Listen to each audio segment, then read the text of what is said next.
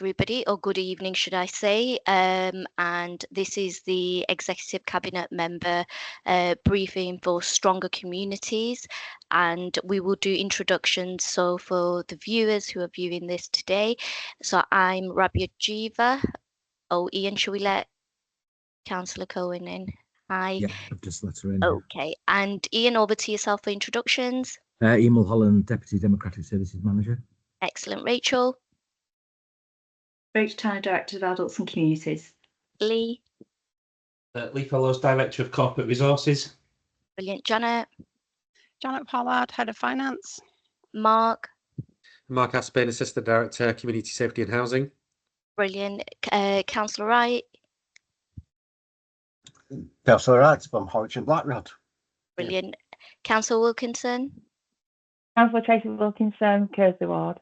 Kersley Ward, thank you. And Councillor Cohen.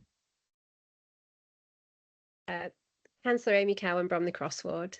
Brilliant, thank you. And we haven't had any apologies. And Councillor Ali's just come on. So do you want to we put you on the spot, introduce yourself? Just doing introductions. You're on mute, Hanif. Yep, Councillor Ali, Green Party, Halliwell Ward. Thank you. Okay, so if we go straight into the agenda items, Ian, because there's no apologies recorded. That's right. So your first item is monitoring of decisions report, which is there for information, and if anybody has any comments on it. Anybody, any comments? Ian, will you just look out for any hands or anything? Because I am going to minimize the screen just to look at the agenda items, yeah? So if there's no questions... Which one are we looking at, sorry? Monitoring of decisions. Oh, okay. Previous decisions, that's item 1, yeah. Yeah, there's nobody indicating. Okay, so can we note? Could I? Go on, Councillor Ali. Yeah, I just wanted to still lodge my objections to the Community Recovery Fund being spent in the way it is. It's fine. It can obviously go ahead, but I just want to log my concerns. Okay, Councillor Ali, you keep bringing this up on each occasion when we're holding the Exec Cabinet Member meeting. It is a matter that Mark's working on with you, but from logging this on, I don't understand what you want further. Mark is working with me on the railings, which I highlighted that need repairing, but I still feel that some of that funding should be going towards community cohesion projects. I do not feel it's right that it's being spent on CCTV repairs, maintenance, and the other side of it. I don't feel we're meeting the criteria. We have discussed this. The decisions have been made in conjunction with where we had the Executive Cabinet Member meeting with the wider councillors. You've made your point known, but that matter has been dealt with now, and you can participate where there is options mark at different intervals of this process that I'm sure you will be engaged, as well as the other councillors will be asked and invited to engage with the process. I fully understand that. I'm just lodging what I feel, because if there is a future investigation about that money, how it's spent, I want my opinions lodged. That's absolutely fine. Okay, and Mark, do you need to add anything on, or Rachel?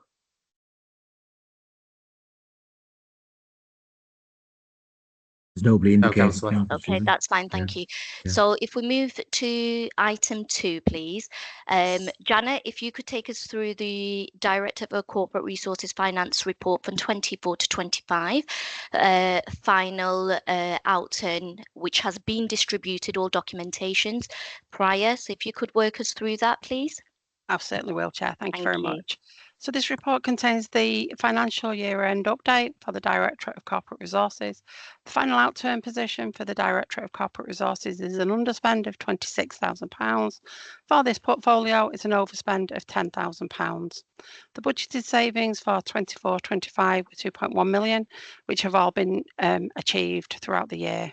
The Director does not hold any general reserves. Key financial findings can be found on page 3, and service-specific findings can be found on Appendix A. The Executive Cabinet Member is asked to note the contents of the report and approve the recommendations in section 11 of this report. Thank you very much. I'm happy to take any questions. Okay, so if anybody wants to indicate and go through the report that's been presented to us. Anybody indicating? There's nobody indicating, Councillor Jeevan, no. Okay, so if we just go to I'm just flicking screens.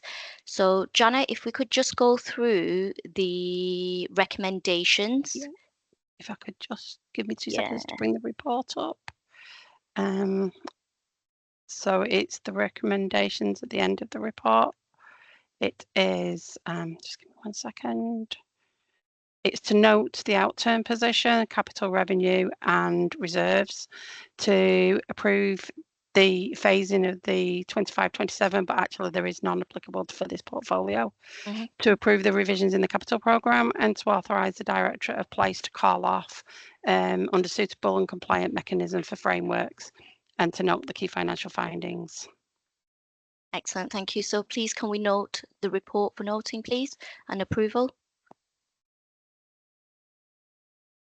Okay, so you're approving those recommendations. Yes, That's fine. Okay, thank you. Okay, so we'll go to item number 3. Mark Aspin will take us through that. Mark, over to yourself, please. Thank you, Chair. The report that you have in front of you seeks to approve a direct award for a 9-month period to Fortalis for the continuation of 2 contracts.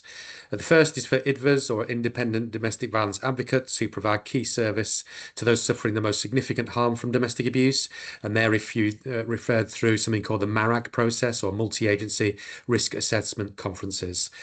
Within this contract, there is also a request for an uplift of its value, and this is to account for the significant demand for this service, with case numbers held by the IDVAs themselves, because they support the victims directly, in excess of the nationally recognised Safe Life guidance. The second is to support the continuation of the IRIS service, which works with GPs to support training, advocacy and referrals in helping making sure that one of the key contact points for domestic abuse victims and their disclosures is best placed to offer guidance, advice and support to those that do disclose, and the surgery itself feels well equipped to be able to respond to this. And this is for a continuation of the current funding levels. The necessity for the direct award stems from 3 factors. The first is the Domestic Abuse Board, which is a statutory partnership arrangement, has undertaken extensive consultation, engagement and a needs assessment so that its new 3-year strategy has the best opportunity to achieve the better outcomes for more people. And this strategy is in its final stages of development. It's imminently ready to go. The second is the work of the ongoing as part of the ECHO project, and that is to making sure that we've got authentic voice and lived experience, informing the priorities and objectives of the board and its work, and also making sure that their input is taken into account. That's been a significant project, a really positive one, and again, has just concluded its first phase very recently. The third is reflecting on updated government policy, specifically in relation to safeguarding of children and families. This change and this update and the government white papers that are associated with it represent a significant change from current practice and have a much greater focus on multi-agency working, which is a positive step. Our work around domestic abuse will be a key piece of that development and something we want to take account of as part of our commissioning intentions as we move forward. As detailed in the report under 2.8, 2.11 and 4.1, the contract value to include the uplift for the IDVA contract is fully funded through the grants we receive from government. The options available to the executive member are detailed in section 3. The recommendations to the executive member are as follows: to approve a 9-month award without competition to provider Fortalis for the IDVA service contract until 31st of March 2026, this allowing time for the recommissioning to reflect all the things I've just alluded to. Approve a 9-month award without competition to provider Fortalis for the Irish service contract, again until the 31st of March 2026, and this again allowing time for the work that I've alluded to being completed. Approve the contract uplift to provider Fortalis for the IDVA service from the 1st of July 2025 to the 31st of March 2026 in response to the increase in demand and caseload pressures as noted. Agree for commissioning officers working with the community safety team to recommission and undertake a procurement exercise for the future domestic abuse services, utilising a mini competition within our community framework as a vehicle for that, which will be ready for the 1st of April 2026. Those new contracts contracts will be for a term of 3 years, with the option of up to 2 12-month extensions for each contract we award. Delegates authority to the Director of Adults and Communities and the Assistant Director of Adults, Children's and Communities Commissioning to negotiate and formalise appropriate contract arrangements, and then authorise the Borough Solicitor to carry out any necessary legal formalities. Any questions? Thank you, Mark. Any questions, anybody? No one's indicating. Councillor No? Dewar? Okay, so as the recommendations that have been set out, I'd like to approve and note those recommendations, please, Ian. Okay, that's fine. Good. That's Brilliant. Any other business? That's the last item. That's fine.